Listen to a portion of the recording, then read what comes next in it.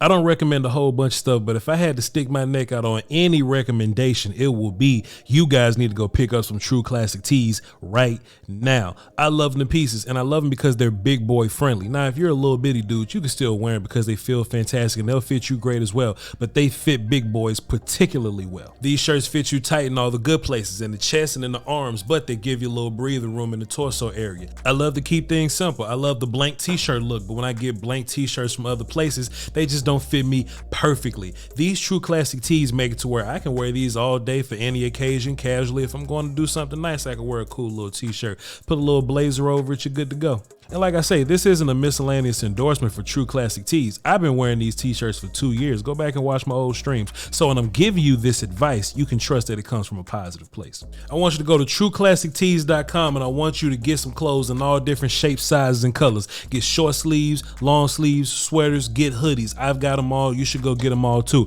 But I'm gonna save you some money when you do it. At checkout, I want you to use promo code VOCH, VOCH, VOCH for 25% off. And if you spend more than $100, you get free shipping. You can't beat that deal with a stick. True Classic tees. You look good, you feel good. And we back with another film session. Today we're going to look at CeeDee Lamb and some of the things that Kellen Moore did to make him even more of a wide receiver, number one. But before we get into that, if you want to watch the film as a whole, go over to my Patreon, patreon.com/Voch Lombardi. We watched the offensive line last night. So, hey, you're getting some of your CeeDee Lamb and a little bit of Michael Gallup today. You get your offensive line fixed by watching me break it down over on the Patreon, patreon.com/Voch Lombardi. See you there. Let's get started. So there's a couple things I want y'all to look at when we're watching CeeDee Lamb today. I want you to look at where he starts and where he finishes. Kellen Moore did a fantastic job of moving CeeDee Lamb around every single play. Like, for instance, if we ran 65 plays and CeeDee Lamb moved somehow for 62 of them, pre-snap motion, at the snap motion, whatever it may be, just a regular formation shift, CeeDee Lamb was moving around. Now, the basic bones of this play, right? We're targeting this cornerback right here. It's 25 or 26, whatever it is. Let's just say 26. We're targeting 26 right here, right? This is just a simple, easy high-low read, right? Lamb is the low guy. Schultz is the high guy. And we see, Dak is reading him. So just based on this small little back pedal that he's doing right now, that puts him in Schultz territory. I mean, Lamb would be wide open. But if he would have come down and played Lamb super hard, then we'll just throw the ball over the top to Schultz, and we would probably score a touchdown right there. But that's neither here nor there, but he played back into the Schultz lane. Now, why is this important?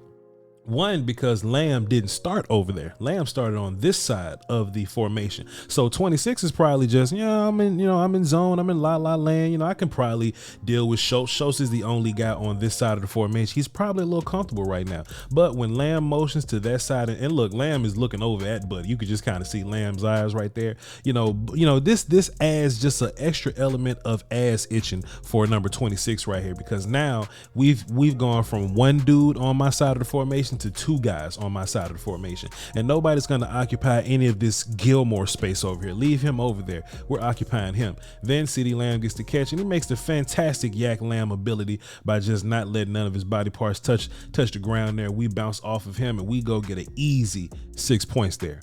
Let's watch another one.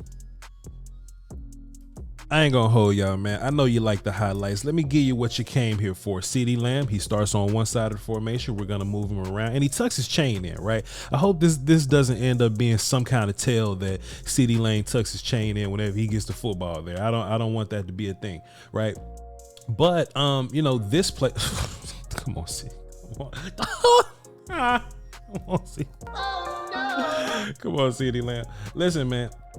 Kind of the same concept almost, right? Not the same exact concept, but the same kind of deal, right? You got Dalton Schultz, pardon my pixelation there. You got Dalton Schultz and you got CeeDee Lamb. We kind of got some dude on the island, right? It's almost the same thing, but to the opposite side. You know what I mean? And CeeDee Lamb just scored on this play going the opposite direction. Gilmore kind of bails out a little bit, but it's okay because we're not occupying any of that Gilmore space, right? So yeah, Dalton Schultz is kind of clearing this linebacker out right here, but once once again, if the linebacker plays down on CeeDee, then Dalton Schultz got some wide open lane at the top of the 10 here, right? But that's not the case. The linebacker played back with Dalton Schultz, and this could be Kellen taking advantage of the idea that Dak loves Dalton Schultz. So that means the defense is probably going to anticipate Dak loving Dalton Schultz.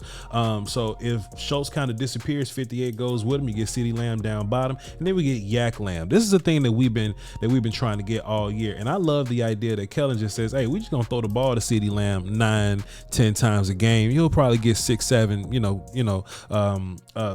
6-7 catches out of it, but just giving Lamb the opportunity and just see if he can yak something out of this, right? Short catch, come on, sir. Come on, sir. And listen, 44, respect to you, because you've played a fantastic game the whole time. But 44 technically has the angle here on CeeDee Lamb, but one step he no longer has the angle on CeeDee Lamb. That looks like an elite trait to me. I'm not gonna mention no names of anybody that may call my show here or there, but boy, that looks like a top tier trait. Creating space, boom, and then doing something with that space. Zeke throwing a good block and fuck out. My word. Chat, this is what I want y'all to do. I want y'all to go in the comment section, go in the chat box right now and spell Fakao so I can know what that looks like on paper, so I can know what that looks like phonetically. We'll do it one more time. Book, create a little bit of space. Everybody write this down. You ready? 1, 2, 3. Fakao. Moving along. I know this is about CeeDee Lamb, but I wanted to give Michael Gallup some credit. We're not even going to be here very long. Look at this. First of all, what we do notice, CeeDee Lamb does not end up where he once started. That's fantastic there. But Michael Gallup, he's going to sit down on his route and he's going to make himself open. This is something that I think the Cowboys are, this just comes from us just playing, right? Just being on the field together, just constantly building that continuity. When I talk about mid-season form, this kind of some of the stuff that I be talking about, right? Gallup really had nothing to do with this play, and Dak bails out to run to the right. Gallup simply doesn't just stay on his hitch right here. He doesn't just stay on his curl route right here. Gallup is going to see Dak run to the right. And if you look at Gallup's eyes, you can see Gallup looks over and he finds a space here. He says, "Oh, I got space here." Dak is rolling to that direction. I'm going to run with him. And by Dak running with him, he's going to find Gallup wide open. And Gallup, man, this doesn't work if Gallup doesn't find the open space and what the defense is doing right there. And after that, Gallup just going to get a little bit of yak to go get in the end zone. Let's go watch this in the cartel view, get a good look there. Look at Gallup. Look at Gallup constantly surveying the defense to see if he got space. Beautiful. Chat, this is something else I want to ask you, right? So we started handing the ball off to CeeDee Lamb, and not only did we do it one time, but we did it twice. How many of y'all, after we were so successful doing it 2 times, how many of y'all just say, "Hey man, let's just do it again"? Let's just do it again. But what I want to present to y'all is that CeeDee Lamb was in motion twice, like he did shift, twice, but he did it 2 different ways on both these plays, right? One time CeeDee Lamb is in motion pre-snap. Okay. And then he's gonna get set. Then he's gonna motion back at snap, right? So that's one different look. Okay. So if you're the defense, you go, okay, well, Lamb's gonna go in motion one time and then he's gonna come back to the opposite side again. Now take a look at this. This is a totally different motion. It's not a totally different motion, pardon me, but it's not the same motion as the first motion. There's no, okay, I'm gonna move to the opposite side, then come back and run to the other side. This time CeeDee Lamb he's just gonna get the ball for the first time, right? And that can throw the defense off, because by you doing this 2 times in a row, you can go, okay, well, if CeeDee Lamb does this twice, he's gonna get the ball. Well, this time CeeDee Lamb went in motion one time and we gave him the football. Also too, can we look at Dalton Schultz real fast? Just look at number 86 and just look at what he does here. Look at what he does here. Come on, shouts out to the guy. Look at what Noah Brown's doing. Come on, man, shouts out to y'all. Good job.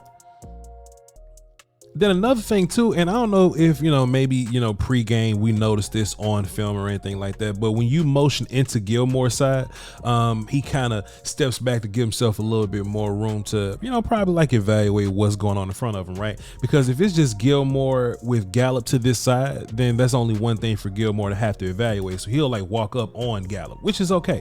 But when CeeDee Lamb comes to Gilmore's side, then there's going to be 2 people on Gilmore's side. So he kind of bails out a little bit. I think Kellen saw that on film somewhere, and we decided to take advantage on Gilmore just giving us a lot of space when he has multiple people to his side.